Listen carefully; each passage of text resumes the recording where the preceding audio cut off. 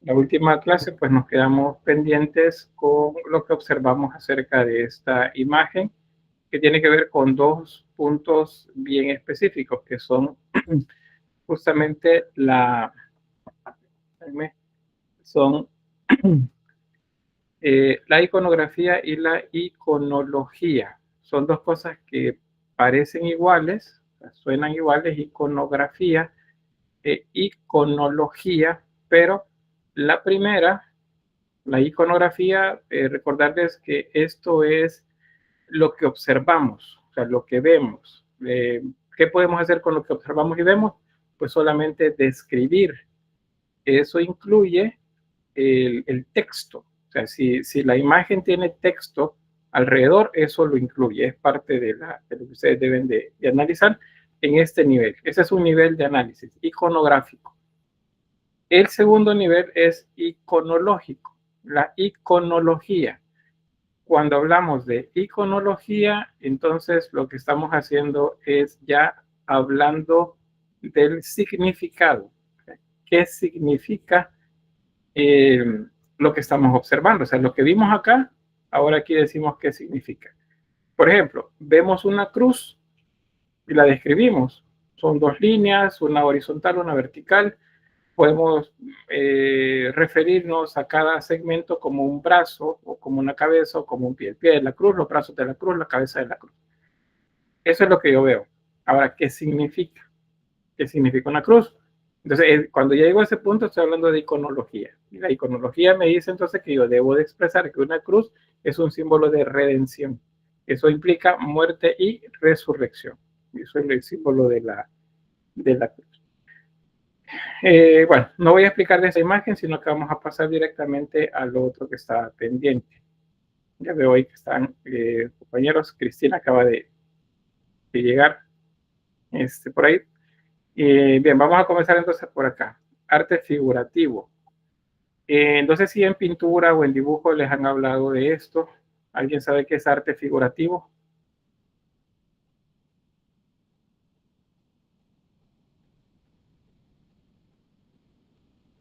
¿Eso qué es arte figurativo? ¿Alguna idea? Aquí lo dice, ¿verdad? En sus palabras. A ver, Brandon. Bueno, en mis palabras, arte figurativo se refiere a algo de figuras que van formando perdón, en mis palabras, figuras que dan formando así un significado, así como digamos algunas ventanas de algunas iglesias o templos. Entonces, el arte figurativo para mí es un complejo de elementos figurativos que forman una imagen que dé un significado o también que dé ¿cómo se dice? Un balance, digamos, entre arte y también en estilo. Muy bien, No sé. ahí agregaste algunos elementos adicionales, pero está bien. Pero ya ahí está la base, lo que tiene que ver con lo que representamos. Quiero ver, Víctor Manuel. Yo digo que son figuras como reconocibles del mundo real, como puede ser personas, animales o cualquier objeto que se pueda facilitar, así que se pueda identificarla fácilmente. Muy bien, ahí algunos de los elementos que ya mencionaba Brandon antes. Muy bien, Víctor. Eso es justamente, el arte figurativo es lo que nosotros podemos entender más fácilmente de lo que se está representando en una obra. Si ustedes hacen una obra abstracta, entonces en esa obra yo puedo ver líneas, puedo ver un montón de cosas, pero no identifico fácilmente lo que está ahí. Más adelante, en la unidad 3 vamos a ver algo de eso. Por ejemplo, Calder, John Miró, déjenme ver quién más, Jackson Pollock, por ejemplo, que es expresionista abstracto, puede ser a través de líneas, de puntos, de manchas de color, que mostraba algo, pero no se entiende fácilmente. Pero cuando las cosas las entendemos fácilmente, por ejemplo, un paisaje, y en ese paisaje hay una montaña de fondo, hay un río, hay bosques, hay árboles más cerca en primer plano y hay un ave, por ejemplo, eso es figurativo, porque figura o copia o no copia, sino que interpreta lo que está enfrente y lo convierte en una imagen reconocible. Eso es arte figurativo cuando hablamos de arte en términos generales.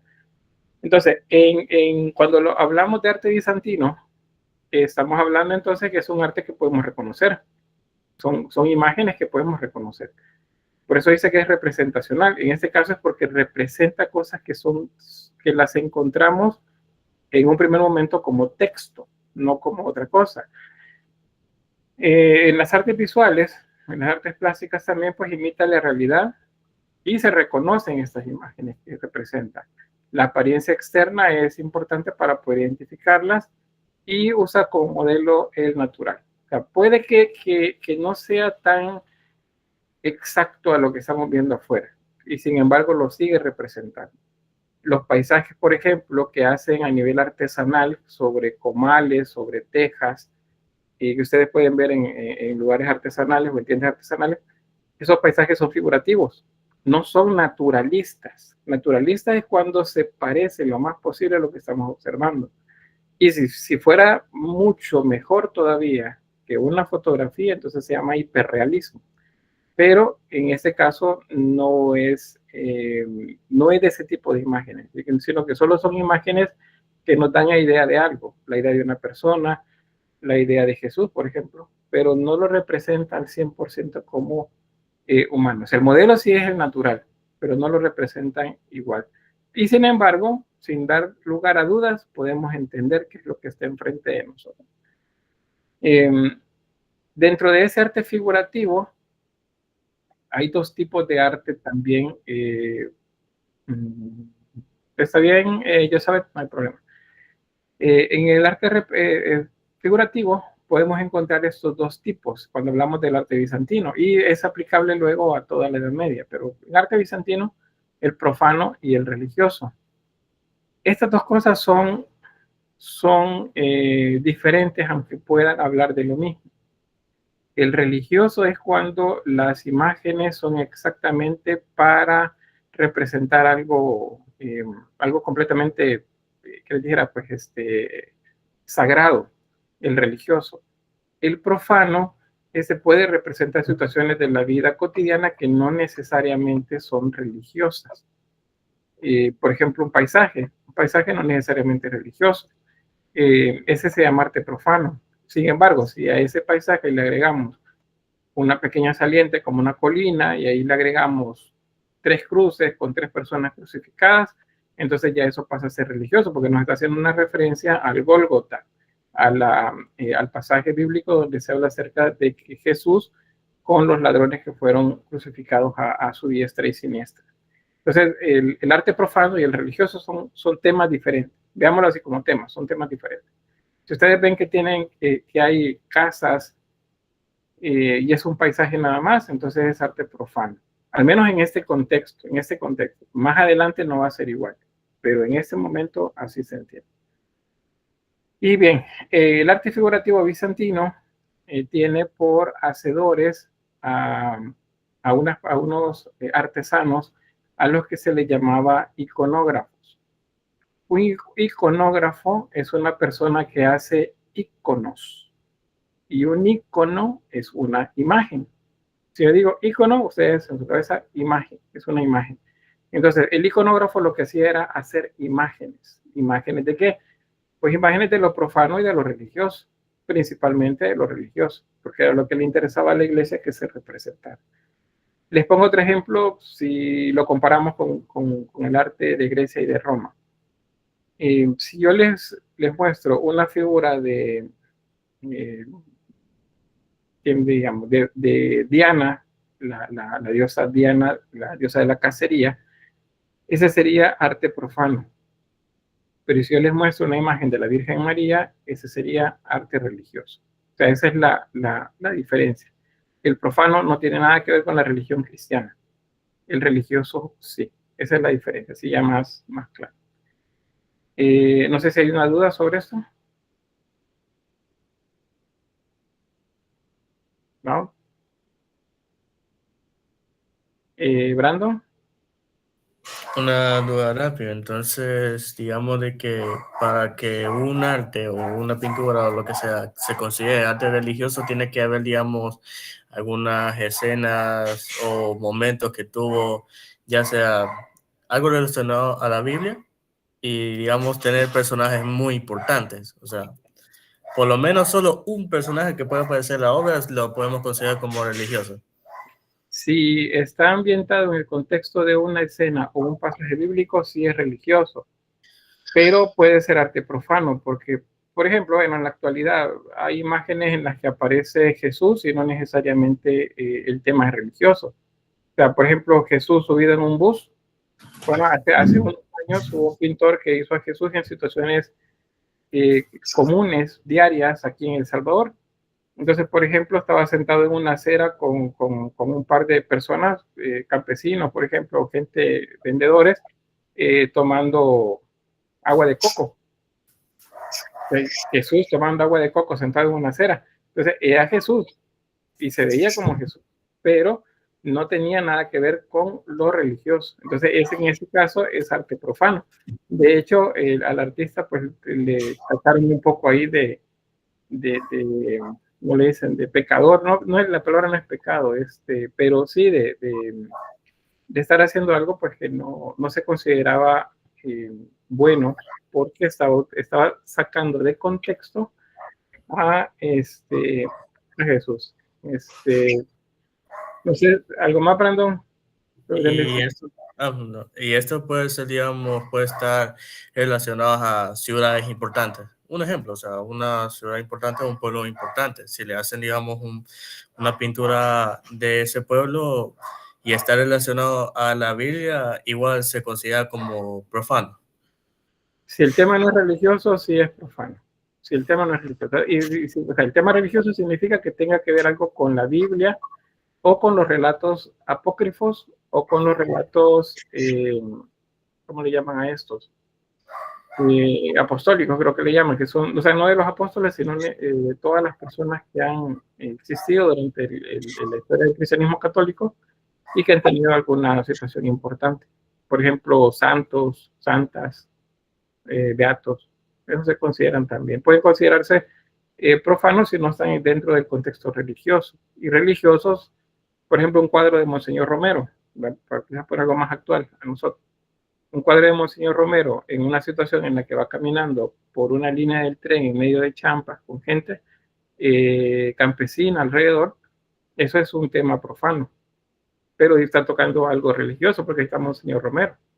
Y Monseñor Romero es un santo. Pero el tema es profano en general. Ahora, si es Monseñor Romero, solo él, que tiene algún tipo de característica extraordinaria, digamos, milagrosa, eso se considera religioso.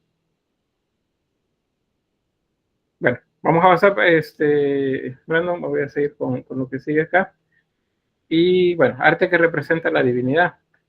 Esta es una otra manera de referirnos también al arte religioso, arte sacro. Eso es también. Y el arte sacro, pues expresa un contenido o un mensaje, sería en este caso, que es dado al iconógrafo. ¿Quién dijimos que era el iconógrafo? Era el artesano, ¿verdad? La persona que hacía las imágenes. Que hacen las imágenes. Bien, gracias.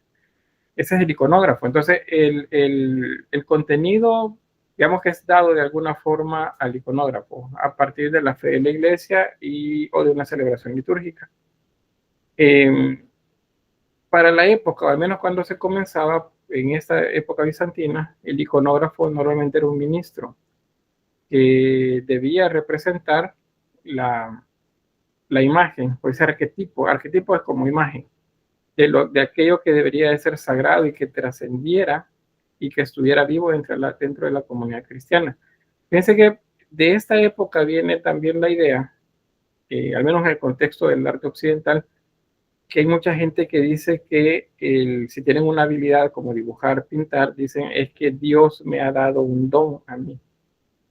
Porque se consideraba ya desde esta época que esa habilidad era dada de algo de arriba. Y si yo tenía esa habilidad de poder materializar o visibilizar un pasaje bíblico, entonces era porque yo estaba recibiendo una inspiración divina. Así es como se entendía. Lo que ha quedado siglos después de eso es que dicen, no, es que lo ven dibujando a uno y dicen, no, es que Dios le ha dado unas manos que serían muy hábiles, es que Dios le ha regalado un don. dejar de hacer anime y comenzar a hacer imágenes para la iglesia. Entonces, eso es algo que todavía se dice. Es cuando le damos un origen divino a una habilidad que hemos desarrollado. Porque el arte es una habilidad. Bueno, vamos a avanzar. Ahí tenemos un ejemplo. Imagínense el primer iconógrafo, le dijeron, mira, hágame una imagen de Jesús. ¿Cómo se lo imagina? Entonces le preguntó, ¿cómo es? Entonces viene el sacerdote, el obispo, el anciano, quien haya sido en su primer momento, y le explicó cómo era, a partir de lo que se supone esa persona sabía más. Entonces viene el iconógrafo y comenzó a dibujarlo. ¿Es así? Sí, le dice. Va, entonces ahora lo quiero en un mosaico en la pared. Entonces ahí ya viene el trabajo técnico de creación de la obra. Entonces luego lo ve el obispo, por ejemplo, que lo encargó y dice, sí, ese es Jesús. Y entonces viene luego otro sacerdote y dice, esa imagen me gusta bastante, yo quiero tener una también en la iglesia donde yo oficio. Entonces lleva un iconógrafo y le dice, yo quiero una imagen de esa. Y entonces viene y la copia y se la lleva. Ya tiene una copia en la otra iglesia. En aquella iglesia más lejos vino otra persona y la vio, otro obispo, otro sacerdote, y dijo, yo también quiero una. Y la volvieron a hacer, la repitieron y la repitieron y la repitieron así. Y ahí vamos entendiendo cómo es que la imagen se fue extendiendo. ¿Y por qué se parecen tanto? Porque iban copiando las mismas imágenes. En algunos casos hay variantes, porque aquí hay algo que se llama escuelas. El occidente y el oriente de Europa, pues son dos escuelas diferentes. Entonces ahí vamos a encontrar variantes entre las imágenes. Sin embargo, las características físicas se van a mantener bastante similares a lo que vemos acá. Bien, es un arte representativo también el que vamos a encontrar en Bizancio. Es un signo o una imagen que da a conocer el iconógrafo a través de pues las diversos objetos artísticos, como pinturas, por ejemplo, que nos muestran escenarios. Por ejemplo, paisajes o espacios dentro de una habitación, por ejemplo, que se describen en la Biblia. Hay algunos que se describen a detalle y otros solamente da el contexto. Dice, por ejemplo, del Gólgota, solo dice que es una colina. Creo que alguna versión de los evangelios canónicos hablan acerca de formaciones rocosas o algo así. No lo dice como formaciones rocosas, sino que menciona algo del paisaje. Entonces, el que sabía leer, que sabía sobre eso, ya cuando los libros estaban ya más establecidos y que ya pues, se leían en diferentes lugares, pues entonces él explicaba si el iconógrafo no podía leer. Y entonces el iconógrafo entendía lo que le decían y comenzaba a crear imágenes. Es lo que nosotros hacemos como bocetear. Yo les digo, miren, vamos a hacer tal cosa y quiero que me hagan esto. Yo les describo algo. Y en su mente entonces ustedes comienzan a imaginarse. Esa imaginación que terminaba en la representación de una imagen se consideraba algo espiritual, un regalo de Dios en este momento. Gracias a eso es que pues tenemos escenas como esta. Esta es la multiplicación de los panes y los peces. Tenemos pues a los apóstoles, tenemos a Jesús acá. Si yo les digo, ¿cómo sé quién es Jesús? Que miren ustedes, ¿cómo sé cuál de ellos es Jesús? Por la ayola. Por el nimbo, creo que se llamaba. Por la túnica. Bueno, creo que por ahí, acuérdense que levanta la mano antes de hablar, para no chocarnos. Quiero ver, Brandon, creo que dijo Basti y no me recuerdo quién más levantó la mano. Bueno, y tengo la mano de Carmen también por ahí. A ver, Brandon y luego Carmen. Yo dije por la túnica y por la ayola. No sé si otros de mis compañeros van a decir otro. Bueno, tenemos acá entonces la túnica. ¿Y qué más dijiste? Perdón, como le digo yo, la ayola, creo que sí le digo. Bueno, Aureola es el nombre que has dado. Vamos a ver qué dice Carmen. Se puede ver la cruz inscrita, que usted dijo ayer que en cualquier imagen que viéramos eso, representaba a Cristo directamente. Correcto, eso es lo principal. Basi, no sé si va a decir algo más. de que, ahí se representaba con un círculo solar, de la cruz y el círculo, ¿verdad? Ajá, muy bien, gracias. Bien, entonces eso es lo primero que notamos. Iconográficamente hablando, ¿cuál es? Iconográficamente es cuando solo observamos. ¿Cómo sé yo qué es la escena de los panes y los peces? Iconográficamente hablando, porque aquí hay unos panes y aquí están dos peces. No sé cuántos panes eran, pero aquí aparecen 1, 2, déjenme ver, 3, 4, 5, 6. 6 panes y 2 peces. No sé si eso es lo que dice el texto bíblico. Daniela dice ahí en el chat, también dice por el nimbo y la cruz, correcto. Este es un nimbo. Brandon dice aureola, no es una aureola, acuérdense. En la actualidad, genéricamente, o sea, si en general le decimos aureola a todos esos círculos atrás de la cabeza de las representaciones de santos o de vírgenes o de Cristo.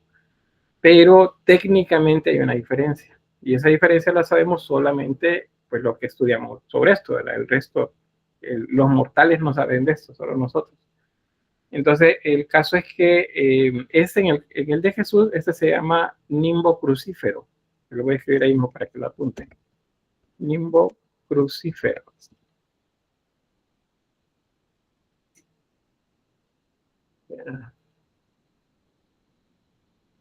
Crucífero. Nimbo crucífero. Ese es el nombre. Los demás son nimbos. Si la Virgen María tiene un nimbo. Venga, aquí más. Los ángeles tienen nimbo. Hay un profeta que fue llevado en cuerpo y alma al cielo. ¿Quién es? Elías, ¿verdad? Me parece. Él tendría atrás de su cabeza un nimbo. No tendría.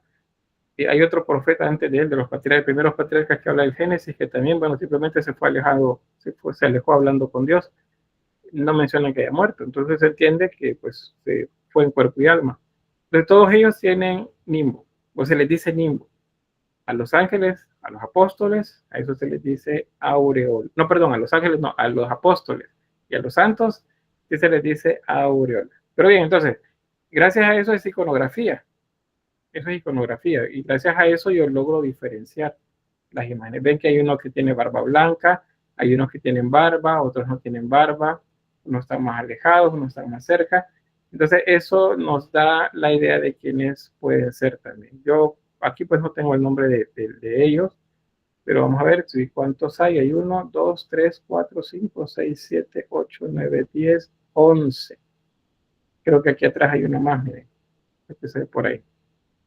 Si el número 14, 1, 2, 3, 4, 5, 6, 7, 8, 10, 11, 12. Sí, aquí hay uno más acá atrás. Estos serían los 12 apóstoles. Bien, entonces eso lo sabemos porque a alguien entonces tuvo que haber leído ese pasaje o se lo contaron como tradición oral y él entonces creó la imagen. Ese mismo arte sacro, podemos mencionarlo de él, que es un arte simbólico, porque lleva mensajes dentro. O sea, no solo nos podemos quedar con la parte iconográfica, que es la descripción de la imagen que vemos, es lo que significa. Entonces, ese mensaje intrínseco, dice, intrínseco significa que va adentro, extrínseco es que está afuera, intrínseco significa que está oculto, extrínseco es que es claro, se puede entender.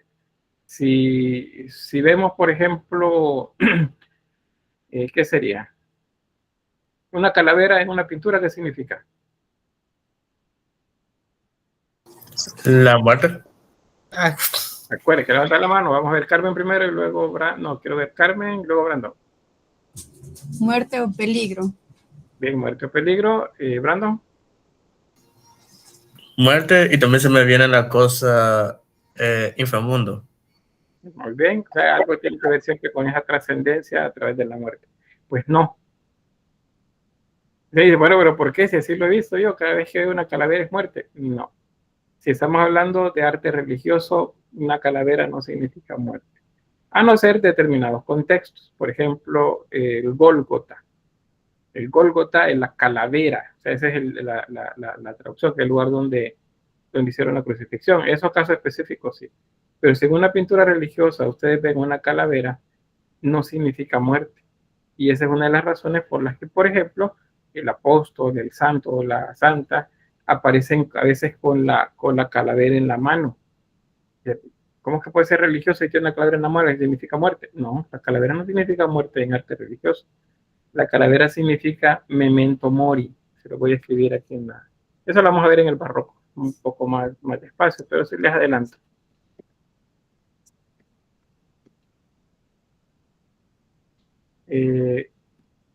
Así se escribe, memento mori. Y significa, recuerda que morirás. Eso significa. Si ustedes ven una calavera en contexto religioso, la calavera les está diciendo, recuerda que morirás. ¿Qué significa? ¿Cuál es la iconología? Significa que ustedes deben hacer las cosas bien, porque esta vida es efímera, esta vida es corta. Como decían ¿cómo se llama el dicho en latín? Carpe diem, aprovechen el tiempo. ¿Por qué? ¿Por qué? Porque esto es pasajero, la vida es pasajera y tenemos que hacer buenas obras si queremos tener vida eterna. Entonces, eso significa una calavera en el contexto de una pintura religiosa. ¿Ven por qué es importante saber de iconografía y de iconología? Porque si no, no entendemos la obra y hemos estado equivocados un montón de tiempo. Entonces, por eso se dice que el arte sacro, el arte religioso, es simbólico. Y especialmente en Bizancio, que es cuando se están creando estos símbolos. O sea, no es que ellos ya los tenían por ahí, no, el iconógrafo está creando en ese momento esos símbolos a través de pinturas, de mosaicos o de esculturas. Bien, aquí tenemos algunos ejemplos, no se los voy a explicar eso, sino que solo para que los veamos. Esto, mire, fíjense que es bien complejo esto, pero esto yo le digo que es y es un caballo. Es un caballo, pero vean la cabeza, parece de caballo. No, ¿verdad? Entonces es probable que sea otra cosa, que es otro tipo de animal, no necesariamente un caballo. Pero ¿y entonces por qué lo hicieron así? Porque lo intentaron hacer de manera extraordinaria y una mezcla entre seres, o sea, que tuviera la fuerza de un animal y la representación de otro. ¿Y por qué tiene una aureola o un nimbo atrás de la cabeza? Porque es un símbolo santo. Este no tiene una cruz, pero en algunos contextos este es un símbolo del buen pastor. Es una oveja, es un carnero, pero parece, ¿cómo se dice? ¿Parece caballo? Pues sí, parece caballo. Yo sé, aquí aparecen las patas, tiene cascos, tiene que ser un equino. Pero las representaciones son bien complejas en esta época. ¿Por qué? Pues no todos tenían la experiencia de conocer animales en directo. Por ejemplo, van a ver un león y el león, la cara parece humano. Y así otros seres también. Vean, es otra. Este también es una representación del buen pastor. Se mire, pero no tiene el nimbo, no tiene cruz. No tiene. ¿Por qué? Porque acuérdense que se está creando el símbolo. Entonces, en algunos casos va a aparecer y en otros no. No es una regla todavía. Y aquí tenemos ovejas. Ustedes ven las ovejas y pues esa cabecita no parece de oveja. Está desproporcionado. Eso también es algo adrede. Lo que pasa es que no pueden hacer imágenes al 100% idénticas porque eso se considera que contraviene el mandato divino de las imágenes. Estas son, acuérdense que la iconografía es texto y es imagen. Dice Eva y Adán. Esto es posterior a la expulsión de ellos del Edén, por eso están vestidos. Eso que ven así la ropa que tiene como líneas, ese es un símbolo de piel. Significa que están vestidos con pieles. No tienen ropa tejida, no, tienen pieles de animales puestas encima para guardarse del frío. Y ella está hilando, y eso lo veíamos más a detalle de cerca, pero ella tiene una aguja, tiene hilo, un bollo de hilo, significa que está tejiendo. Y él está trabajando la tierra. ¿Por qué? Porque el mandato fue, después de expulsarlo, que pues te ganarás el pan con el sudor de tu frente, o sea, vas a trabajar. Y eso es lo que representa, que ellos están trabajando luego de la expulsión. Entonces, todo eso es simbólico, no solamente es la imagen, sino que hay algo atrás de ella. ¿Se entiende? Dice, Brandon, yo lo que veo que tiene la cara de una persona casi. Sí, sí. Eso se llama, la característica se llama antropomórfica. Es un animal con características antropomórficas, especialmente lo del... Bien, espero que esas trompetas y globos significan que sí, ¿verdad? No solo que estamos de fiesta, que se esté entendiendo lo que le voy diciendo. ¿Alguna pregunta?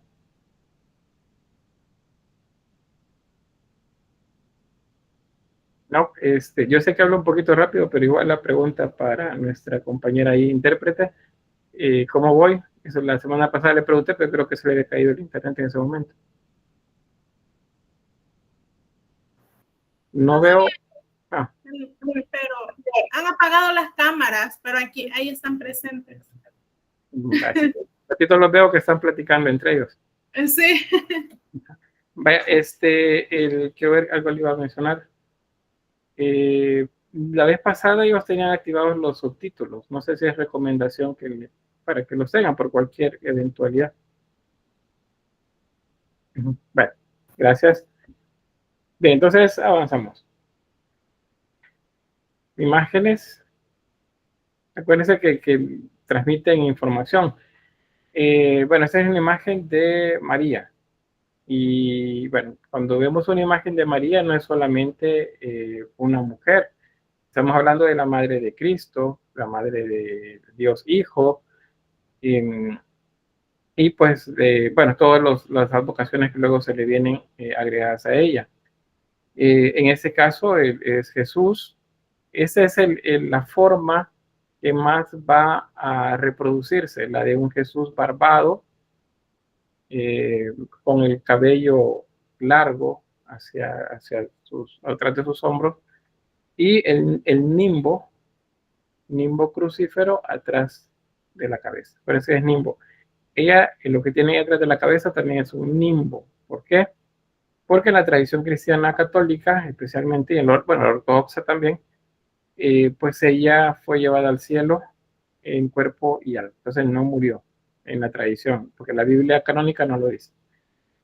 Más Jesús. Ese es Jesús niño.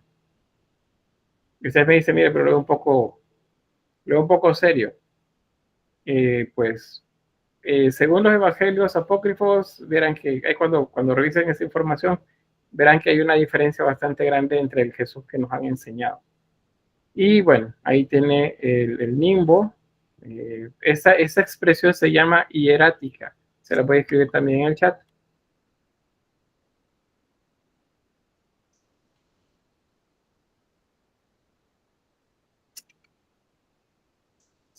Hierática. Hierática significa que está serio, o sea, no está enojado, sino que está serio. Y eso es para mostrar autoridad, nada más. Si se fijan en él, la boca pequeña, la mirada puesta al frente, y en algunos casos hace un poco de 3/4, como decimos, viendo un poquito hacia un lado. Eso es autoridad. Eso es lo que significa. Bueno, vamos a avanzar y entramos a la escultura. Bueno, aquí vamos a seguir viendo algunas de esas partes que tienen que ver con la iconografía, que es lo que siempre vemos. Bien, el estilo bizantino, el estilo escultórico de Bizancio, se considera que es una derivación del romano. ¿Por qué? Porque acuérdense que es Roma el contexto en el que se desarrolló el cristianismo. O sea, Roma estaba y luego el emperador convierte el cristianismo en religión oficial del imperio. Pues entonces ellos toman los temas nada más del cristianismo y siguen haciendo escultura. Eventualmente, o sea, poco a poco, esas imágenes van perdiendo calidad por el problema de la representación de las imágenes. No deben hacerse exactas, porque eso se considera pecaminoso. Tienen que ser figurativas, o sea, solo mostrarnos un poquito de la imagen. Ese es un relieve que representa un tema profano, o sea, un tema que no es religioso. Es un relieve de Ariadna y es a comienzos del siglo VI, o sea, el año 500. Ya Roma pues ya tenía alrededor de 200 años de ser el seno más bien ahora del cristianismo. Entonces, en la representación de ella vemos que hay tema profano. Una de esas es la representación del seno descubierto, está desnudo. Eso es un símbolo de fertilidad, si recuerdan, todas las culturas de la antigüedad, pues los atributos femeninos primarios y secundarios de nivel sexual son representaciones de fertilidad. En el caso de los hombres también, atributos sexuales en un primer momento, en instancias, se consideran representaciones de la fertilidad. Y bueno, es Ariadna. Luego, acá arriba, tiene un báculo y tiene dos personajes que le están colocando una corona. ¿Qué son esos seres que están ahí arriba? Esos dos. ¿Sí, Brandon? Ángeles. Es que se me viene la cabeza con eso, ángeles. Pero no sé qué dice. Bueno, está bien, bueno, una primera opinión son ángeles. Quiero ver, Katie. Querubines.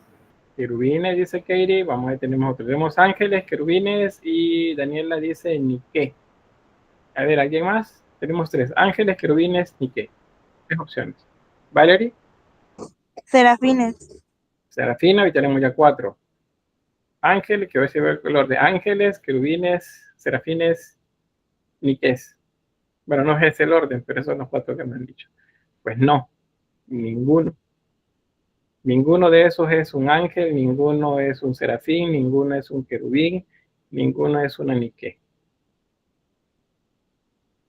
Pero es la pregunta que viene. A ver, ¿quién pregunta? ¿Cuál es la pregunta que sigue después de eso? De la afirmación mía en la que les niego que sea cualquiera de esas cuatro opciones. ¿Sí, Katie? Entonces, ¿qué son? Correcto, Porque Katie. ayer usted dijo una cosa, pero igual no creo que sean eso, porque dijo ayer que las sirenas eran mujeres con alas, pero son niños, entonces, ¿qué Correcto, serán? son niños. Bien, fíjense que con eso les voy a hacer, pero ven, gracias a ella, Katie, que justamente esa es la pregunta. ¿Y entonces qué son? Esa es la pregunta que ustedes tienen que tener cuando yo les diga que algo no es lo que ustedes piensan que es. En la mitología greco-latina, o sea, en Grecia y Roma antigua, se creía, o se afirmaba más bien, que Venus y Marte tuvieron un amorío. Acuérdense que Venus estaba casada con Hades, el que gobernaba ya el reino bajo tierra, donde iban a ser castigados muchos. Entonces, sí, quiero ver, Verónica, dígame. ¿No? No. Sabía que se parecía a Eros, dice Sofía. ¿Verdad? Eso fue otro nombre que esperaba que dijeran, Eros o Cupido. Resulta que ellos tuvieron hijos. Hijos, no solo tuvieron uno, no solamente Eros. Acuérdense también, bueno, no recuerdo que si todos estuvieron conmigo el siglo pasado, pero les hablé acerca de la historia de Eros y Anteros. Eros y Anteros son dos hermanos, hijos de Venus y de Marte. Pero tuvieron, bueno, voy a detenerme con eso, es lo que más bien les explico, que tuvieron otros hijos. A esos hijos se les llama amores. Lo voy a escribir. Bueno, déjenme ver el término, se lo voy a colocar bien. Ya les digo.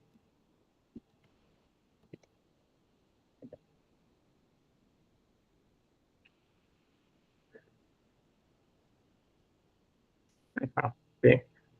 El término se los escribo aquí en el chat. Es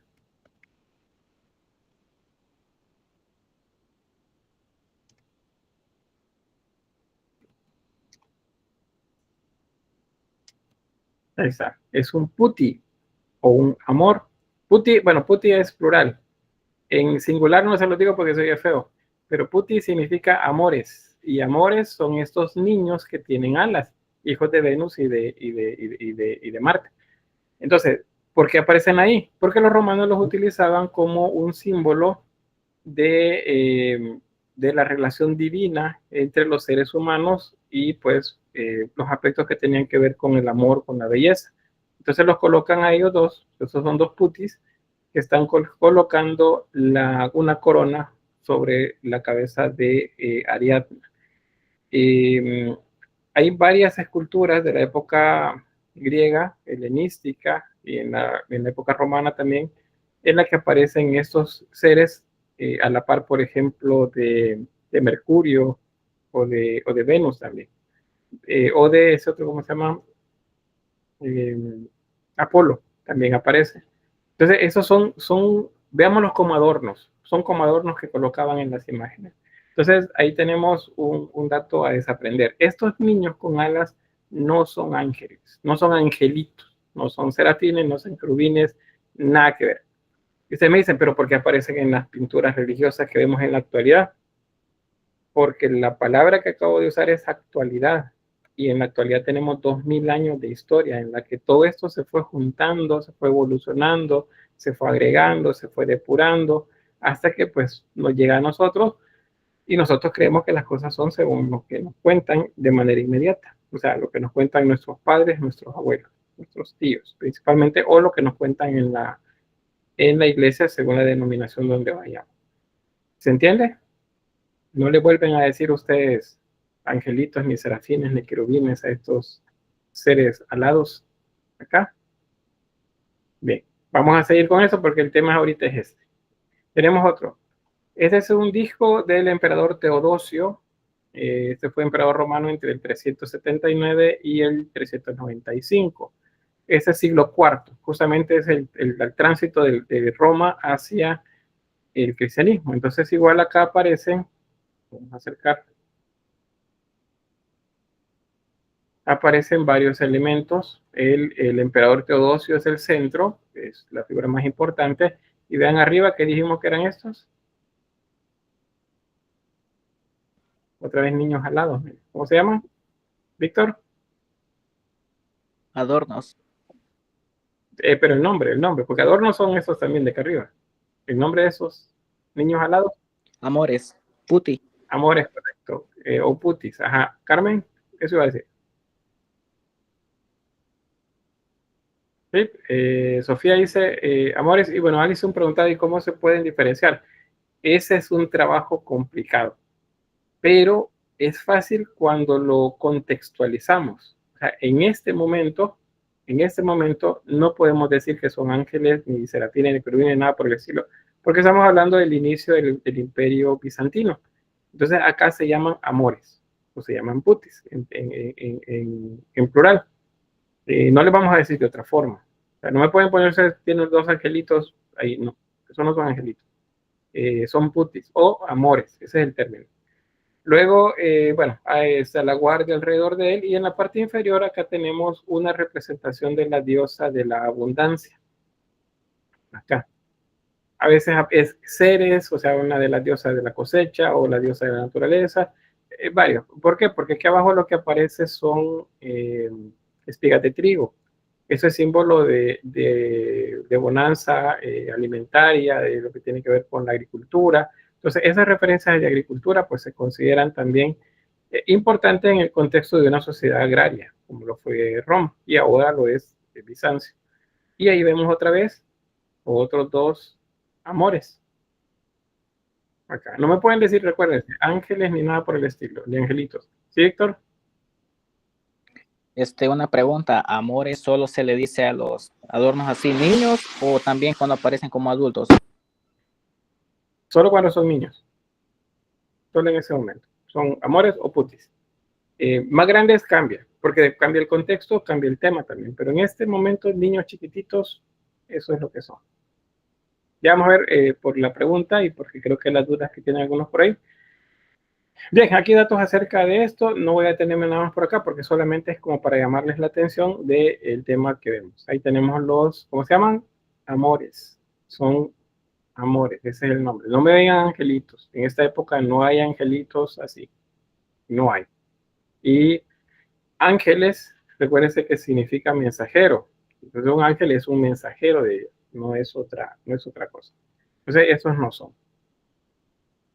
Mire, pero y si de aquí a, quiero ver, bueno, cuando estemos viendo entre el Renacimiento al Barroco, especialmente ya en el Barroco, ahí vamos a encontrar un montón de estos niños. En ese contexto, en ese movimiento, en esa época, que les estoy hablando de 1600, 1700, ahí les vamos a llamar angelitos, serafines o querubines. Aquí no se llaman así, son amores. O sea, esa es una de las cosas que, si recuerdan, pues son importantes, son objetivos dentro de la cátedra, y es entender el arte en su contexto. Entonces, eso es muy, muy importante. Vamos a ver, ahí está Teodosio, ahí está la guardia, generales o sacerdotes también cercanos a él, y la representación de una diosa por ahí. Bien, como ya les tengo la atención de ustedes sobre estos seres con alas para los griegos y los romanos. Acuérdense, el cristianismo está creciendo, está formándose, está ordenándose y está generando imágenes en un contexto griego y romano. Y me dice, y judío también, y originalmente es judío, pero ya a esta altura el cristianismo se dispersó en territorio griego bajo dominio romano y luego romano en los diferentes lugares hacia donde fue. Entonces, estas culturas sí tenían seres que tenían alas. Entonces, vamos a ver algunos de ellos. Otra cosa, acuérdense, ángel significa mensajero. Entonces, si ustedes leen en la Biblia y Dios envió a sus ángeles, debe entenderse como Dios envió a sus mensajeros. La Biblia no les está diciendo seres con alas cada vez que dice ángel. Cada vez que dice ángel, dice mensajero. Y los ángeles de Dios bajaron a la tierra. Los mensajeros de Dios bajaron a la tierra. O sea, eso es lo que significa la palabra ángel. Entonces, luego, ¿quién es en la cultura griega y romana? Mercurio, que es el mismo Hermes, solo que en griego y en latín. Hermes tiene alas. Tiene alas en las sandalias y tiene alas en el sombrero. Y si tiene alas, ¿qué sucede? Vuela. Ese es otro símbolo. Bueno, eso es un símbolo. Porque si los dioses venían desde el monte Olimpo, allá arriba, se entendía en una montaña muy alta, para bajar rápido a la tierra, acá, dejando la bóveda celeste y bajar donde nosotros, entonces necesitaban volar. ¿Y quiénes vuelan? Pues solo los que tienen alas. Entonces ahí los griegos y romanos de esa manera resolvieron cómo es que los dioses vuelan. Tienen alas. Y no todos lo hacen, otros simplemente aparecen y desaparecen en otro lugar. Bien, ¿qué otro más? Esos chiquitines. Estos dos. Eros. Bueno, principalmente Eros. Acuérdense que Anteros es el hermanito de él. Eros, aquí solo se los muestro en dos facetas. El que vemos allá por febrero, que lo ponen en todas partes, Eros o Cupido, que es un niño, es un amor, acuérdense, hijo de Venus y de Marte. Vean, y tienen las alas pequeñas. En la iconología, en la iconografía es así, un niño desnudo con alas, y a veces anda también un depósito ahí con flechas y un arco. Él es el símbolo del amor juvenil, del amor de temprana edad, de adolescente, que se mueve rápido y por eso es que tiene alas, porque vuela de un lugar a otro rápido. O sea, al inicio del ciclo le gusta una niña, al final del ciclo le gusta otro, le gusta un niño, le gusta una persona al principio, al final después le gusta otra persona. Entonces, eso es porque no es profundo, no es un amor profundo. Eso es el símbolo de Eros, como niño, pero Eros tiene una faceta como joven y tiene alas. Aquí no les puse a Anteros, pero cuando nace Anteros es que Eros crece, porque Anteros es el símbolo del amor más profundo, del amor ya más allá de la adolescencia, digamos, de personas adultas. Es un amor más profundo, es un amor que incluye algo que se llama pasión, y la pasión es parte de la representación de Anteros. Es también, ¿cuál es la palabra? Es,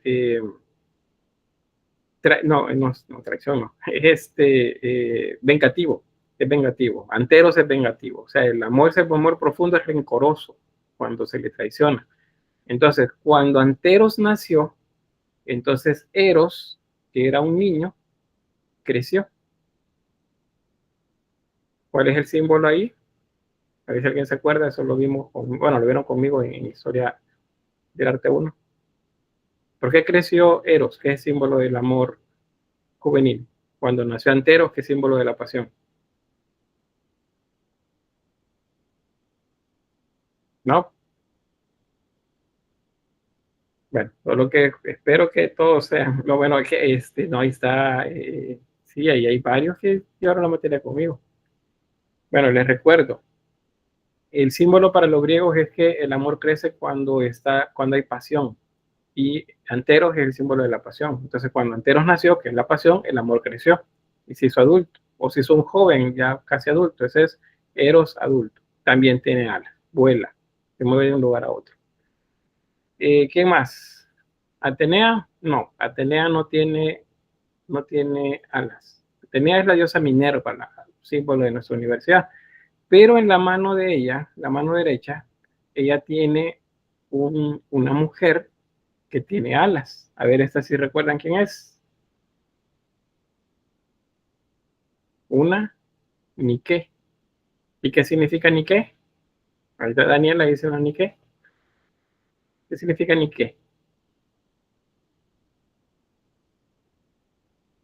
Ahí están preguntando en el chat. Ya, GPT. Mira, si no me responden, voy a utilizar ¿cómo se llama? La ruleta, porque pues me gusta que participen. ¿Sí, Sofía? Victoria o triunfo. Victoria o triunfo, sí, muy bien. Víctor. La diosa de la victoria. Muy bien, gracias. Entonces, victoria o triunfo, eso es lo que significa Nike. Por eso es que es el nombre de una marca deportiva, ¿verdad? Que nosotros le decimos de manera diferente. Aquí le decimos Nike. En inglés es Nike. Y bueno, en este contexto lo entendemos como Nike. Es lo mismo. El nombre, por eso Nike es el símbolo de ellos, porque es la diosa de la victoria. Dice Sofía, era una diosa de la victoria que estaba asociada con Atenea, sí. Acuérdense que Atenea es la diosa de la sabiduría, pero también de la guerra justa. Entonces ella ganaba batallas, por eso es que tiene un escudo, en el escudo tiene el rostro de la Gorgona colocado. Bien, todos estos personajes tienen alas y no son ángeles. Entonces, cuando hablemos de arte, vean de qué época estamos hablando. Porque si tiene alas y aún no hemos llegado a la época cristiana donde ya los mensajeros tienen alas, pues entonces puede ser cualquiera de estos. Principalmente una Nike o una representación de Eros. O de los amores, ¿verdad? Que son los niños pequeños desnudos que tienen alas. Bien, esta es la primera representación que se conoce de un mensajero bíblico con alas. Se llama la pieza es un sarcófago, se llama sarcófago del príncipe de Sarigusel o el sarcófago del príncipe. Fue encontrado en una ciudad que se llama Sarigusel. Es este que me parece. Ahí fue encontrado. Eso está cerca de Estambul, cerca del antiguo Bizancio. Y está fechado, según la datación que se hace con radiocarbono 14, entre el 379 y el 395, es decir, finales del siglo IV. Es la primera y la más antigua representación de un mensajero con alas. Vean, no es una Nike, no es un amor, no es un Eros. ¿Cómo diferenciar? Porque es una pregunta que me hacían por ahí. ¿Cómo diferenciar? ¿Cómo sé yo que es un ángel? Y si estoy hablando en este contexto, es hombre. Bien, es un hombre, solo que tiene el pelo un poco largo. Acuérdense que el pelo largo tiene que ver con santidad también, con penitencia y otros elementos más. Entonces, el ángel de este momento es hombre. No lo dice la Biblia. La Biblia solo dice que eran ángeles. Se entienden en el sentido masculino, en el contexto de los pasajes donde aparece. Por ejemplo, cuando van a advertirle a aquel patriarca porque iban a destruir a Sodoma y Gomorra. Entonces, no los menciona como son. Luego, también el episodio con Abraham, cuando él habla con ellos, no dice exactamente cómo son, pero se entiende en el contexto que pues son hombres. Eso es lo que se entiende, digan bien, no lo dice, se entiende.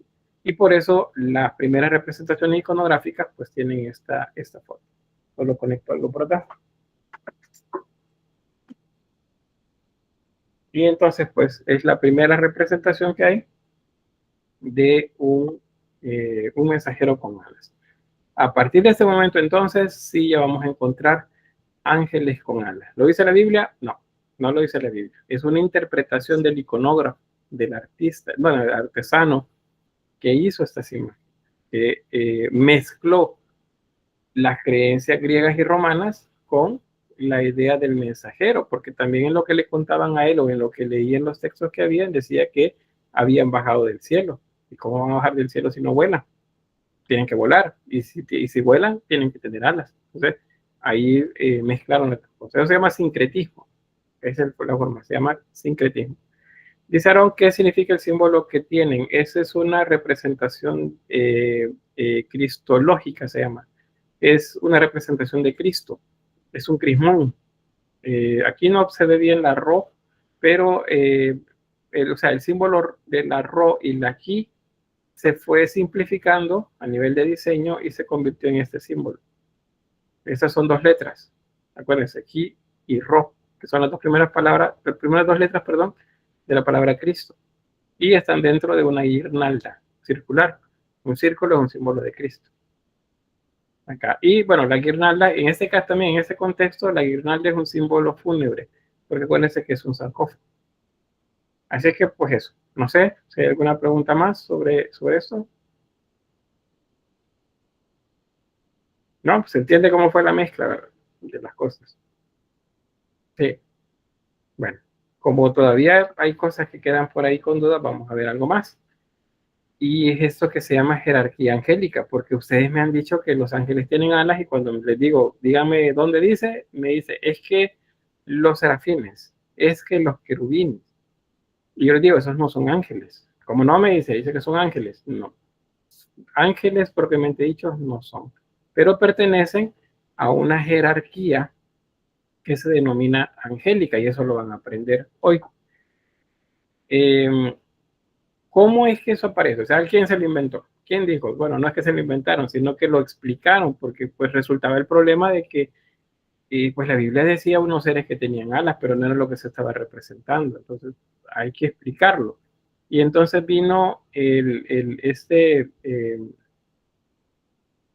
personaje que se llama Pseudo Dionisio de Areopagita, y él escribe en el siglo cuarto o quinto, más o menos en ese lapso de tiempo, es decir, entre finales del 300 y mediados del 400 de nuestra era. Él escribe un libro que se llama Shelisti Hierarchia, o Hierarchia, algo así. Sería sobre un tratado sobre la jerarquía celestial. Y él entonces junta lo que dicen los judíos, lo que dicen los cristianos acerca de estos seres alados y comienza a ordenarlos. Dice, bueno, este dice acá, este se parece a este, y comienza a hacer una jerarquía. Y él divide esa jerarquía en 3 bloques, a 3 niveles. El nivel que está más cerca de Dios y el nivel que está más cerca del ser humano. Ya, veamos este de aquí arriba, imagínense, por acá arriba sería Dios y nosotros por acá abajo. Eso sería. Entonces, ¿quiénes aparecen aquí arriba? Pues estos tres seres: serafines, querubines y tronos. Estos los menciona el Antiguo Testamento y son los que ustedes me mencionan, aquellos que lo hicieron, cuando yo les dije, díganme un versículo bíblico que diga que los ángeles tienen alas. Me hablan acerca de esto. Pero no solamente de estos habla la Biblia. Menciona otros también, otros seres angelicales de una jerarquía intermedia. Y esos son los dominios, las virtudes y los poderes. Y luego hay otra todavía más que menciona. Y aquí menciona principados, arcángeles y ángeles. ¿Cuáles de esos son los que ustedes seguramente reconocen? Pues estos 2 primeros, serafines y querubines, y los 2 últimos que aparecen acá, arcángeles y ángeles. Y los ven iguales, ellos los ven parecidos. Y a estos 2 los ven como niños con alas. Pero no es eso lo que dice la Biblia de esto. Ni tampoco lo que dice de los que están acá. Entonces, lo que quiero que entendamos acá es que los artesanos, los iconógrafos, fueron los que se encargaron de darle forma, de decir cómo era, porque estaban creando símbolos en ese momento. Y ese símbolo se repitió, y se repitió, y se siguió repitiendo hasta el punto que la gente dijo, así son. Dentro de 100 años, 100 años después de las primeras representaciones, pues ya nadie se acordaba del origen, sí, pero todos asumían que eran así. que así eran y así era. Entonces, eso es la jerarquía angélica que está en el libro que se llama Jerarquía Celestial, de este personaje Dionisio de Areopagitia. ¿Preguntas?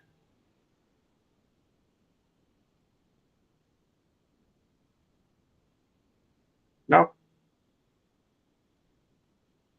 Bueno, pero como para que no se queden con la duda. Ahí estamos nosotros abajo, seres humanos, acá. Y entonces vamos a ubicar aquí a Dios. Ahí está Dios, todo lo ve. Entonces, el primer nivel serían los serafines. Son los que están alrededor de él. En el texto bíblico dice que son los que cantan, son los que dicen santo, santo, santo es el nombre del Señor. Esos son los serafines. Por eso, en el periodo barroco, a los seres alados que llevan instrumentos musicales se les dicen serafines. A eso, yo no les adelanto más sobre eso. Luego siguen los querubines. Este es el segundo nivel. Estos son los 4 seres que vio Ezequiel. Ezequiel dice que vio cruzando un lugar, dice, vio que el cielo se abrió y la presencia de Dios y aquí los mensajeros. Y él dice pues que estos seres tenían ciertas características. Bueno, de los serafines, por cierto, dicen que tiene 6 alas, que con 2 alas vuelan, que con 2 alas se cubren el cuerpo y con 2 alas se cubren el rostro. ¿Por qué se lo cubren? Porque están ante la presencia de Dios. Toda esa energía, digamos, todo ese brillo, todo lo que podamos pensar de eso, pues ellos se cubren. Entonces no se ven, son alas, nada más las que se ven de ellos. Tiene 6. Luego los querubines. Estos seres los describe, les decía Ezequiel. También tienen 6 alas. En algunos aparecen hasta más, aparecen con 8, según se repiten el nombre en otro pasaje del Antiguo Testamento. De los querubines, lo que se sabe, según la Biblia, es que estos tienen 4 rostros. Y por eso se le llama el tetramorfo. Tetra es 4. Y morfo, pues forma, el de las 4 formas. El tetramorfo tiene un rostro de ser humano. Ahí lo menciona la Biblia como un rostro de hombre, rostro de león, rostro de toro y rostro de águila. Esos son los 4 rostros, tetramorfo. Tienen un solo cuerpo y dice que nunca giran, siempre van hacia adelante, siempre van hacia adelante. Y luego dice también Ezequiel, y aquí dice, junto a estos seres, 4 ruedas, y esos son los tronos. Y la apariencia es, dice, de rueda adentro de rueda. Y cada vez que los seres se movían las ruedas. Y cada vez que los seres subían también las ruedas. Esos son tronos. Esos están también alrededor de la figura de Dios, según lo que se entiende del texto bíblico. Luego siguen los dominios. Estos se mencionan pocas veces. Los dominios tienen forma humana, pero tienen alas también. No los menciona con alas, es un poco difusa, digamos, la información con eso, porque no los describe, solo dice que están gobernando y que determinan mucho de lo que se hace acá en la tierra, también las virtudes y también los poderes. Estos tienen que ver con los líderes, según lo que mencionaba el texto en la antigüedad. Los patriarcas, los líderes, los reyes, pues hablaban con ellos les daban consejo. Luego siguen los principados, esto es igual, están cerca de los seres humanos y bajo de ellos están los arcángeles. Ya notaron cómo nos vamos acercando hacia el ser humano, ¿verdad? Y esos tienen alas también, tienen forma humana y tienen alas. Y luego los ángeles. Y los ángeles, tienen alas en las representaciones. Y los ángeles no tienen alas. ¿Y por qué no tienen alas? Porque son la conexión de toda esa estructura y los seres humanos. Entonces, para que la gente, según lo relata la Biblia, para que no se asustaran, entonces estos seres adoptaban una forma reconocible, una forma humana. Sí dice de ellos que eran muy bellos. Ustedes leen acerca de el episodio de Sodoma y Gomorra y van donde el patriarca y les dice, él Él dijo cómo se llamaba, o alguien que me ayude ahí cómo se llamaba este patriarca.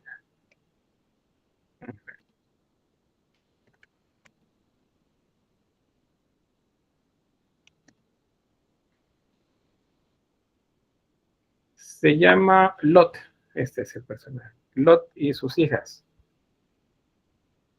A ellas es que llega a salvar. Bueno, gracias Daniel, ahí está Lot, justamente. Y bueno, a la familia de él. Entonces, él, cuando están dentro de estos visitantes, estos seres que son ángeles, están aquí, cuando llegan, pues los sodomitas rodearon la casa y dicen, mira, que entréganos a tus visitantes, a las personas que han venido a visitarte, quiero que nos las entregues. Y él le dice, no, no. Y él todavía les dice, les ofrezco a mis hijas, pero a ellos no los toquen. Y ellos dicen, no, queremos a los extranjeros. ¿Por qué? Porque eran muy bellos, según lo que se describe. Entonces, esos son los ángeles, pero no tienen alas, se ven como nosotros. ¿Por qué? Porque según lo que dice el texto bíblico, pues es esa la manera como tenían para entenderse.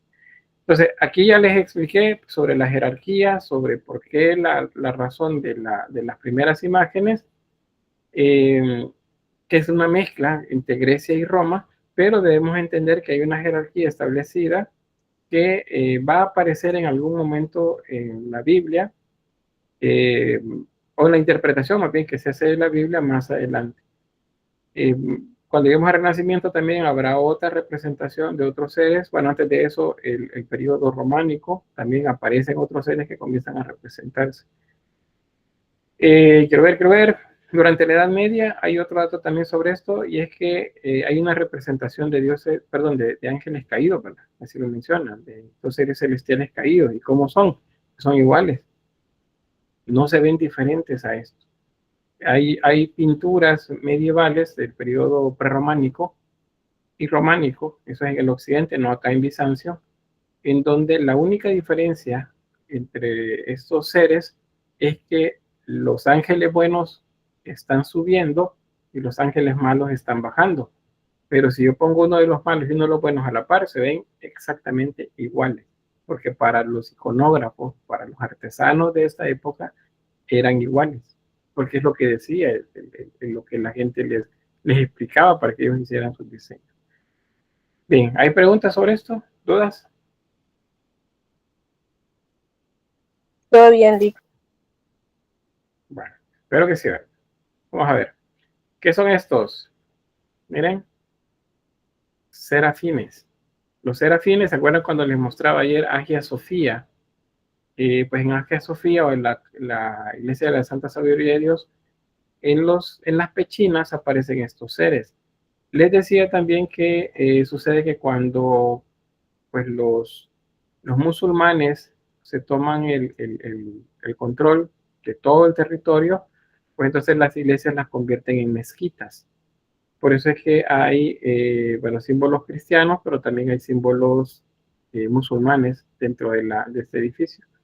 Este es una manera de sobrellevar la idea de los musulmanes de que no se deben hacer imágenes. No deben existir imágenes.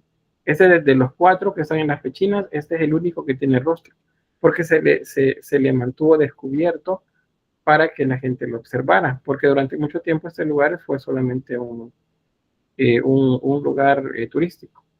Creo que para la época de la pandemia y por el 2020, 2021, la autoridad religiosa en Turquía volvió a tomar el control del lugar por completo y pues al parecer lo iban a cerrar para el turismo y lo van a convertir de nuevo en una mezquita. No sé si ya a este punto ese rostro sigue viéndose ahí o lo han de ver modificado. Pero si se fijan, esto es un serafín. 6 alas, un rostro. Eso es lo que dice la Biblia, que es un serafín. Este tiene un símbolo nada más tapándole el rostro, pero es por lo que ya les mencioné. Y aquí otras representaciones que hay dentro de la Edad Media sobre esto. Vean. ¿Qué sería este?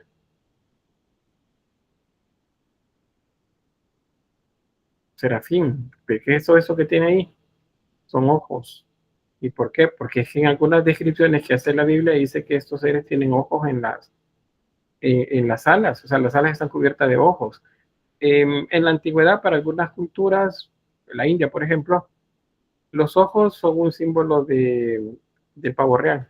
Ustedes han visto la cola del pavo real, esos círculos concéntricos, o bueno, no tan concéntricos, pero sí una manchita sobre otras, y parecen ojos. Entonces esa es la idea de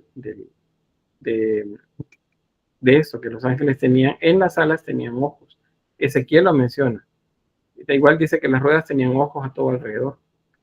Esa es otra representación igual. Aparece la figura de Cristo, ahí tiene el nimbo crucífero. Ese es el Espíritu Santo, crucífero también, porque es una idea de que es el mismo Jesús, el mismo Dios.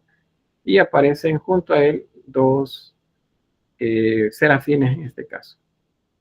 Acá igual tenemos serafines, otra vez la imagen de Cristo, rodeado de serafines. 6 alas. Luego tenemos esos son potestades. Y estos están vestidos como militares. Los de la jerarquía media se visten como militares porque se entiende que son autoridad y ellos median con las autoridades en la tierra también. La dominación es igual. Tenemos potestades y dominios vestidos de igual manera. Y esta es una representación, estas dos son bien sencillas, de un querubín. Los querubines tienen 4 rostros y tienen 6 alas también. Y bueno, acá no solamente es el rostro, sino que es el cuerpo, como si estuvieran unidos por la cintura. La cintura para abajo es un solo ser, de la cintura para arriba son 4. El águila, el toro, bueno, el toro sería el hombre y el león. Y todos tienen un libro en sus manos. ¿Por qué?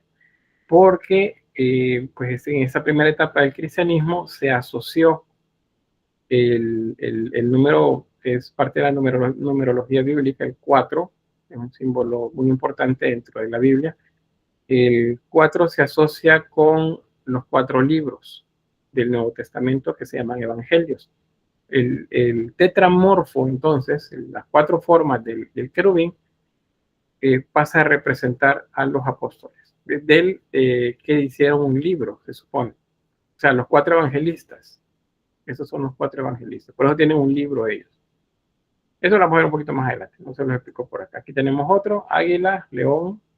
En este caso tiene forma humana, aunque se ve un poco femenina. Y un buey.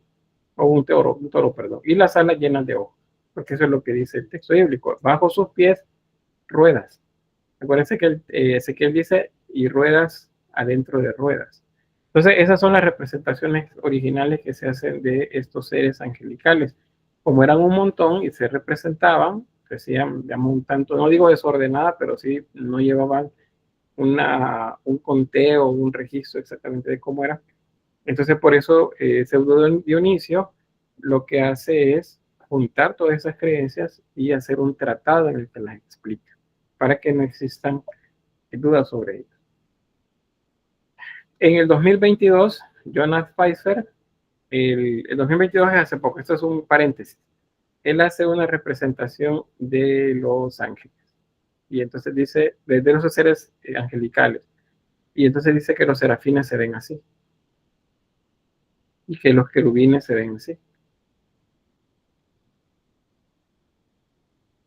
Y que los tronos se ven así. Esas son representaciones contemporáneas y eso se los pongo como, les acabo de mostrar las de la Edad Media, ¿verdad? Las primeras, y ahora les muestro de las más recientes. En ese lapso de tiempo, pues la imagen ha cambiado bastante. Se ha asociado a otras cosas, se ha explicado de manera diferente, se ha interpretado de manera diferente, y por eso es que nosotros tenemos esa variedad de seres alados en la actualidad, principalmente los que llamamos ángeles, que no deberían de tener alas, pero que se las agregaron, porque se considera que de esa manera vuelan. Si vuelan, tienen que tener alas. Ese es el razonamiento de aquella época. Bien, eso es lo último que vemos sobre eso. No sé si tiene alguna pregunta. O algún comentario. Puede ser un comentario. Si dice, mire, yo sé esto, yo averiguo esto.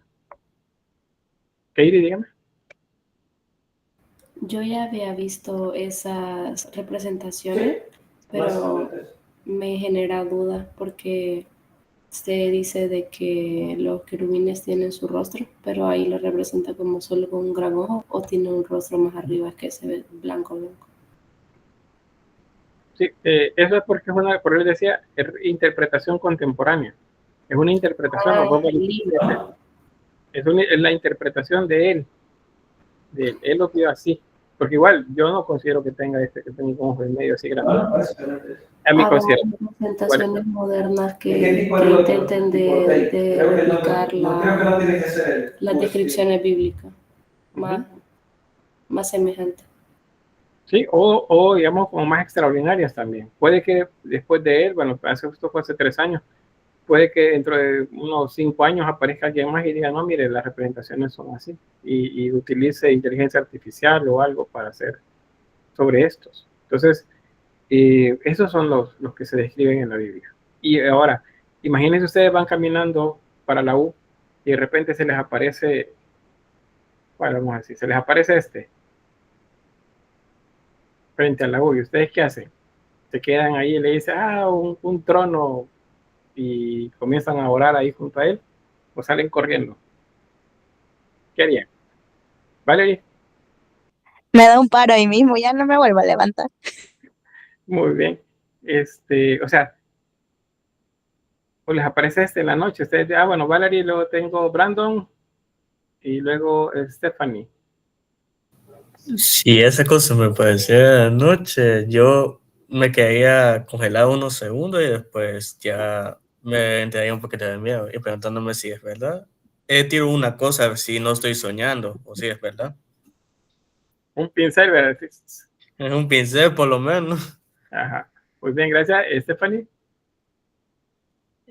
Yo siento que en esa situación podría pasar muchas cosas. Por ejemplo, uno cuando llega a ver eso no creo que piense, uy, un serafín, es algo de Dios. Siento que estaría más espantado o incluso llegar a desmayarse. No es tan fácil, ¿verdad? Que no sé si se pueden ver estos. Quiero ver. Sí, es un poquito más grande. Ajá, imagínense, les aparece esto. Ustedes van despertando en la mañana. Están pensando en que en la tarde tienen historia conmigo. Y de repente abren sus ojitos y ven esto enfrente de ustedes. No, ¿verdad? O ven este. Es el querubín. O ven el otro. Ven un serafín. Ahí por el Bloom se les aparece justo antes de cruzar la calle. Entonces, ven por qué, a razón de eso, es que las imágenes de los ángeles se parecen a nosotros, porque no nos tienen que dar miedo, tienen que ser iguales a nosotros. Pero los seres que describen los profetas del Antiguo Testamento son, o sea, los que son extraordinarios, a todos les da miedo. O dicen que vio y se estremecen, dice, las palabras que utilizan son, por ejemplo, estremece, dependiendo de la versión que ustedes lean. Y es porque les daba miedo. Pero cuando no les daba miedo, cuando llegaban y decían que llegaron unos forasteros y entonces hasta les ofrecen comida, que pasen, les van a preparar unas tiendas para que duerman. O sea, los que lo ven familiares, lo ven iguales a nosotros. Esa es la idea y la razón por la que los ángeles no tienen alas. Déjeme ver, Sofía dice, be not afraid, my child, no tengas miedo, mi hijo. Dice, me recuerda la versión de Pinocho que hizo Guillermo del Toro, dice algo así. Él hizo a la hada madrina, dice una serafina. Sí, muy bien. Quiero ver, Milena dice, si de por sí nos da nervios que nos vean fijamente, dicen, imagínense. Por eso es que hagan las cosas buenas, pórtense bien, porque los están viendo. Y eso de estar viendo se representa, aún en lo que se describe en el Antiguo Testamento, con muchos ojos. Porque de qué manera se puede ver todo, solamente teniendo muchos ojos. ¿Cómo puedo ver todo lo que tengo a mi alrededor acá? Solo que tuviera varios rostros para que poder ver a mi alrededor. Y bueno, eso es saliéndome de aquí, yéndome a la India. Los dioses de la India, algunos dioses de la India, tienen varios rostros y tienen varios ojos, por lo mismo, para ver todo. Esos son símbolos. Entonces entendamos aquí que estos son símbolos. Probablemente lo que ellos vieron era diferente, pero lo entendieron de esta manera. Bueno, vamos a llegar hasta ahí con eso y pasamos entonces acá. Aquí ese es como un mini examen. Vamos a ver. ¿Qué son estos dos seres que están aquí arriba? Estos dos, este y este. Brandon. ¿Amores? Amores, dice, y Daniela dice amores. Bien, ¿alguien más?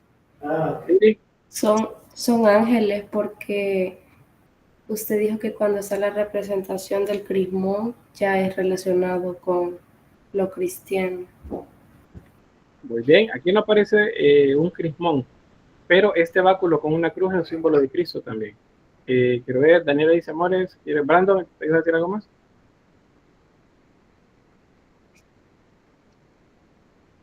No. Bueno, esos dos de acá arriba son ángeles. No sé si bajas la mano entonces, Brandon. Estos dos son ángeles. Estos de acá. ¿Por qué? Porque son ángeles. Porque en esta época, ya en el arte bizantino, los mensajeros se comienzan a mostrar, a representar con alas. Ahora bien, aquí tenemos dos más. Tenemos una que está a la par de este personaje. ¿Cómo se llama? Creo que es Teodosio. No, Justiniano es este personaje, Justiniano. Tenemos a Justiniano ahí, y entonces tiene a la par también otro ser alado. Y aquí este otro tiene otro ser alado. ¿Qué son? Brandon, te mando a levantar otra vez. No sé si no lo has bajado.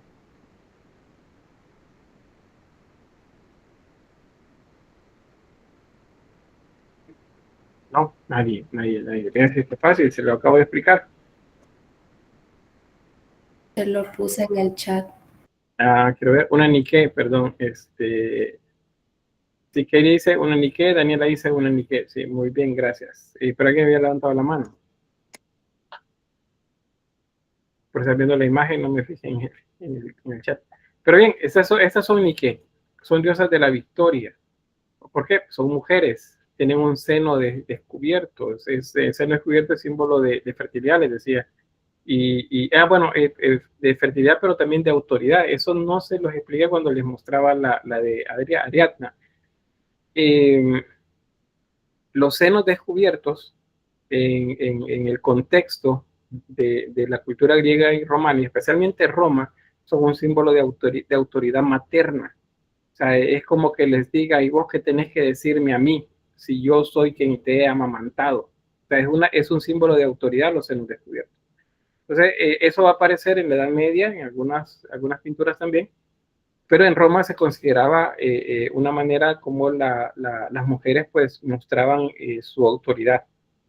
Había una discusión o algo, pues se mostraba diciendo, ¿y a mí qué me tienen que decir? Si yo les he amamantado, o sea, yo tengo autoridad. Entonces, el símbolo en las victorias, el seno descubierto, tiene que ver con eso, pero también se asocia a la fertilidad, les decía. Son mujeres, acuérdense. Si el ser alado es una mujer, es una Nike. Si el ser alado es un hombre, es un ángel, ya en Bizancio. Y si es un niño, es un amor. Esos no son ángeles. Bien, ¿qué más tenemos aquí como autoridad? Les voy a mostrar aquí el dato. Bueno, primero que es un relieve hecho en un marfil del emperador Justiniano. Aquí aparecen los ángeles. Esos dos están por ahí. Esas son Nikes o Victoria, esas dos que aparecen ahí. Luego tenemos la figura alegórica de la abundancia. Esa no se las mostré por acá abajo. Aquí. Aparece abajo y está tocando el pie del emperador Justiniano. Y está abajo donde el caballo va a pasar. Eso es como decir, yo como emperador, donde yo camino, pues hay abundancia. O sea, yo llevo el progreso, yo llevo el alimento. Eso es lo que dice a nivel iconológico, pues el relieve. Bueno, la figura de Cristo de arriba es un Cristo barbilampiño, es un Cristo sin barba y bigote, es una representación entonces de Apolo. Cristo como Apolo, porque Apolo es sol y Jesús, o Cristo pues es la luz del mundo. Bueno, Y acá los pueblos sometidos en la parte inferior. Eso pues son, aquí hay una figura de una Nike también, miren. Acá abajo. Es una mujer. Bueno, no se alcanza de ser descubierto, pero sí se intuye por el traje. Y alrededor están los pueblos sometidos, que están llevando tributos. Hasta los leones, los tigres, que son fieras, se someten a la autoridad. Aquí hay un elefante también aquí en medio. Se someten a la autoridad del emperador Justiniano. Bien. ¿Qué otras cosas? Bueno, a nivel de escultura tenemos las características de los relieves. Este es un relieve bizantino. Los relieves de los sarcófagos principalmente se llenan de esculturas alrededor. Si se fijan, han perdido proporción, ya no se ven proporcional, pues, las cabezas se ven grandes, los brazos se ven cortos, y los cuerpos en general se ven cortos también, porque eso ya no interesa. A los artesanos de este momento que hacen esto, pues ya no les interesa eso. ¿Y por qué? Pues es una limitante para la representación de la figura humana. Esto es una mezcla de temas profanos mezclados con temas religiosos. Hay cierto amaneramiento, eso significa que se ve exagerado el movimiento, eso es amaneramiento. Uniformidad y rigidez, cuando las imágenes se ven de frente, parecen rígidas, como que están congeladas. No hay naturalismo, eso resume lo anterior. Y hay trazos geométricos en el follaje o está desprovisto de naturalidad, o sea, las hojas se ven aplastadas y diferentes a las hojas en la realidad, o los árboles son simplemente pelotitas de algo colocadas por ahí. Entonces ahí tenemos una representación. Aquí hay diferentes aspectos. Y Adán y Eva en el centro del relieve. Bien, otras esculturas, bueno, ya les mostraba esta de Justiniano. Y bueno, aquí tenemos el mundo helenístico y de Roma, y los retratos. Los retratos se siguen haciendo, pero pierden naturalismo. O sea, los ojos se hacen cada vez más grandes y hay una desproporción en los rostros también. Luego se toman, por ejemplo, dependiendo de la época y de los concilios, donde se van haciendo el ordenamiento de los aspectos religiosos, entonces van apareciendo otros símbolos más. Aquí lo que les decían, las palmeras, vean, una representación bien sencilla de las hojas de la palma. Luego aparecen acá María sosteniendo el niño Jesús. El símbolo mariano de este tipo tiene que ver con la diosa griega, como por ejemplo Hera, y la diosa egipcia, que es Isis. Esas son los referentes. En Egipto se hacían representaciones de Isis sosteniendo a su hijo en el regazo, justamente como lo estamos observando acá. Entonces de ahí viene esa influencia y comenzaron a pintarlas pintarlas o hacer la escultura o relieve de esa forma. Luego de colocar estrellas atrás o en la ropa también. Es un símbolo celestial.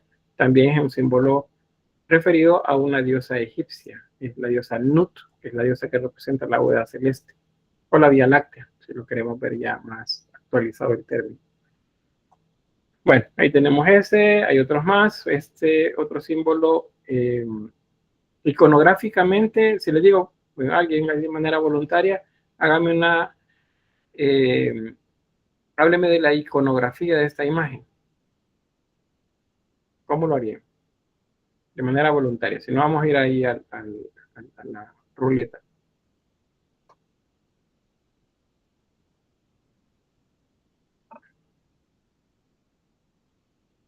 ¿No?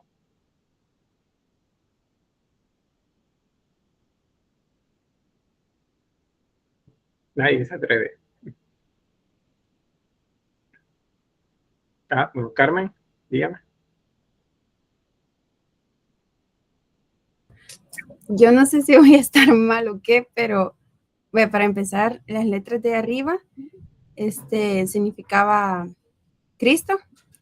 Sí, Ixus. Eso de arribita, significaba Cristo. Está la flor de los 8 pétalos, que es, o sea, hace representación a eso también.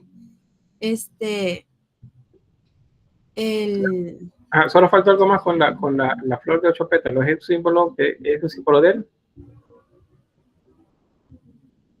No me acuerdo. ¿Este qué símbolo es? ¿La luna? Ah, Y la lo flor era referente al sol. Correcto, ahí está. Hoy sí, siga. Lo de atrás no es aureola, sino que es la otra cosa. Se me ha ido el nombre de los nervios, pero, o sea, representa a Cristo también y se puede ver como que tuviera como que la cruz inscrita, pero al mismo tiempo no tan como paralela, algo así, Sí, se llama nimbo crucífero. el nimbo, eso. Las personas de abajo ellos sí tienen la aureola. Uno tiene aureola y la otra tiene nimbo. Vaya, y las letras, esas sí, las de abajo no sabría decir. Igual lo de las manos, que le explicó que la que estaba para enfrente significaba como para bendecir o algo así, o como enseñar algo de la palabra. No, en este caso, no, por la posición que tienen es diferente el símbolo. Es como que le diga, mire, cuando usted no quiere algo y lo tiene que hacer solo con las manos, ¿cómo le hace? Ajá, ajá, sí, tiene razón. Así, entonces, le está haciendo así. No, o sea, está rechazando lo que está observando. Ese que está por acá. Bueno, pero esa es iconología. No, pero muy bien, gracias. Hasta ahí pues, pudimos quedarnos. Nada más hizo falta lo de los clavos. Ahí tenemos, en este caso son 4 clavos. El texto está en griego. Aquí arriba es Cristo, Ixus, perdón. Aquí es Mariam, es María, y este lado es Johannes, algo así creo que se dice, es Juan. María y Juan, esos son los personajes que están ahí. ¿Cómo sé que esos son? Lo que sucede es que a nivel de iconografía, que es lo que estamos viendo ahorita, a nivel de iconografía, cuando vemos esas 3 imágenes, uno crucificado, a la derecha una mujer y a la izquierda un hombre, es siempre va a ser Jesús y Juan. ¿Quién era Juan? Si me recuerdan, Juan el apóstol, ¿qué era él? ¿Qué tenía de especial él? ¿Alguien? ¿Diana? Fue el único discípulo que se quedó hasta la muerte de Jesús. Hasta el final. ¿Y luego qué le dijo él? ¿Qué le dijo Jesús? Hijo, he ahí a tu madre, madre, he ahí a tu hijo. Muy bien, hizo una relación aquí entre ellos y eso se entiende algo como un mandato o un regalo, si lo quieren ver así también. Entonces, ellos dos en una iconografía como esta van a estar siempre juntos, los 3. Y a la diestra, acuérdense, la diestra, a la derecha es lo más importante, María. A la siniestra o a la izquierda, lo menos importante, y ese es Juan. Bueno, no es que sea menos importante, pero tiene un valor menor en la jerarquía que María. Entonces, alrededor de María, ese es un símbolo que se da igual al otro. Entonces, ¿es lo mismo? No, no es lo mismo. El nombre es diferente, pero la forma puede ser igual. Bien, hasta ahí con iconografía. Ahora, con iconología, con el significado. ¿Qué significará eso? Daniela dice, bueno, Milena decía antes el evangelista y Daniela dice el discípulo amado. No.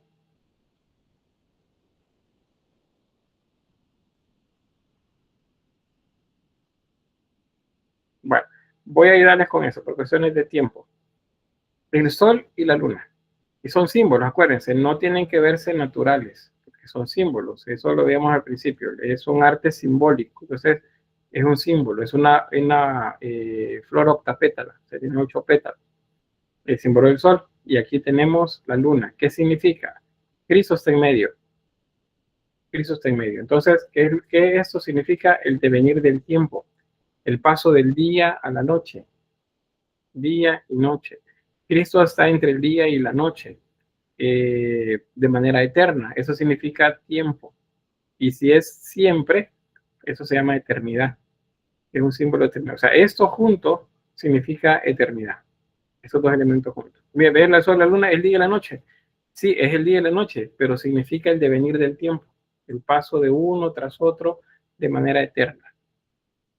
Luego, si sabemos que esta es María y este es Juan, entonces lo que está atrás de María es un nimbo. y lo que está atrás de Juan es una aureola, porque el símbolo es diferente. La posición, bueno, eso también es iconológico. A la derecha el más importante, a la izquierda el subordinado, que tienen un poco menos de importancia. Las manos de Juan están simbolizando el rechazo. Es como cuando usted dice, no, yo no. Ustedes están diciendo no.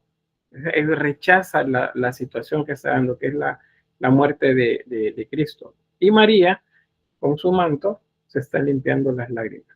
Eso es lo que se ve acá. Luego, clavos. Hay dos. Esta no es una manera actual, por ejemplo, de hacer la representación de los pies. Hoy se ponen uno encima de otro. De hecho, no es hace poco. Eso sucedió allá por el románico, que comenzó a usarse así.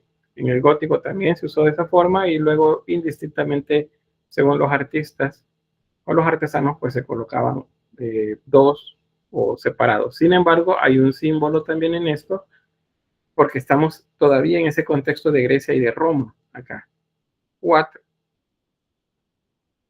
El 4 les dije que es un símbolo muy importante a nivel bíblico, pero también lo fue para otras culturas. En el caso de Grecia, 4 es un símbolo de todo lo que existe. Es los 4 elementos, que son tierra, agua, fuego y aire. Esos son los 4 elementos. Entonces tiene 4 clavos. Porque estamos hablando del contexto greco-romano. ¿Cuándo tiene 3? Pues cuando ya dentro de las discusiones en los concilios o en los sínodos a nivel intelectual dentro de la cristiandad, se comienza a hablar acerca de la Trinidad Santa. Entonces el 3, que también es un número importante en la numerología bíblica, entonces aparece la Trinidad, 3 clavos, entonces, porque ponen 3 clavos, ya no ponen 4. El símbolo es diferente. Otro dato es, déjenme ver, bueno, las manos, vean la posición de las manos. Aquí, bueno, simbolismo, el símbolo de la mano. Hay un símbolo parecido a esto, el lenguaje de señas. No sé, la compañera si nos dice qué significa, o alguno de los compañeros ahí, de los compañeros que pues se comunican a través de señas. Hay un símbolo similar a este. ¿Qué significa? ¿Quién me dice? ¿Cristina? O no sé ahí. ¿Yulisa? No es el de te amo. Ajá. Brandon. No sé si se me creo. Ahí está. No sé si significa dolor. Eso es lo que se ve. No tanto.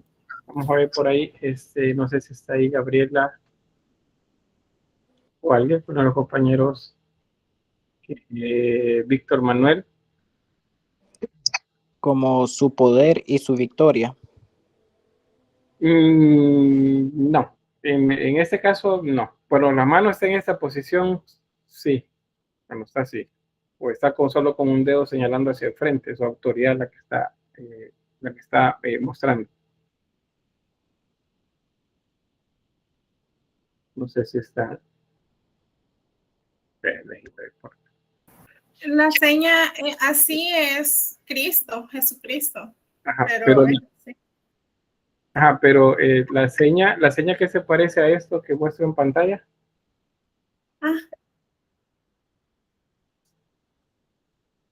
¿A qué seña se parece?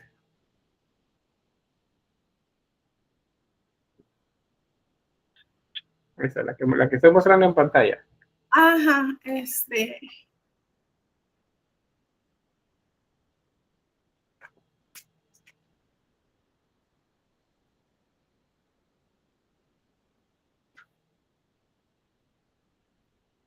Bueno, no lo veo. Se les ha olvidado el nombre.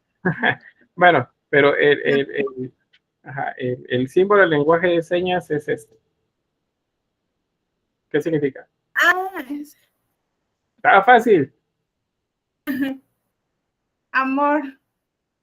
Ajá. O te amo. Amor o te amo, correcto. Eso es lo que quería llegar. Entonces, ese símbolo no es tan sencillo. Entonces, no es tan como digamos, fácil, o no fácil, no es sencillo, esa es la palabra, dentro de este contexto. Ese símbolo significa amor. Y en la actualidad, ese símbolo es te amo o amor, pero bueno, te quiero, creo que también se interpreta así, ¿verdad? No sé si en ASL o en LESA o en ambos. En ASL es como yo manejo LESA, pero LESA. sí es I love you. Ah, ahí está, gracias. Bueno, ahí hemos aprendido entonces lo que significa. Entonces, ese símbolo en la antigüedad, ya en esta época, es el símbolo del amor. Entonces, las imágenes van a comenzar a tener ese símbolo. Si ustedes, bueno, aquí nos vemos la otra semana, quienes son católicos y aún quienes no pueden entrar a una iglesia, no les van a decir que no. Vean las imágenes que están en las iglesias, una Virgen, San Juan, o cualquier otro, y veanles las manos. Las manos van a tener esta posición, aunque estén en otra, digamos, frente como que aquí en mi pecho, va a estar así. O sea, la posición es esta. O sea, los dos dedos, el medio y el anular juntos. Ese es un símbolo que se mantiene a través de los siglos hasta nuestra fecha. Entonces, vean la otra mano. Igual. Entonces, ven cuánta información hay aquí. Cuánta información hay en eso. Entonces, ahí vemos dos niveles, otra vez, iconografía e iconología. Son dos cosas, y esas dos cosas las tienen que aprender ustedes. Si en historia del arte ustedes no manejan iconografía o iconología, tenemos problemas. Bien, voy a quedarme hasta acá. No sé si hay alguna pregunta más. Voy a detener la grabación acá. No sé si hay algo más. Bueno, tenemos.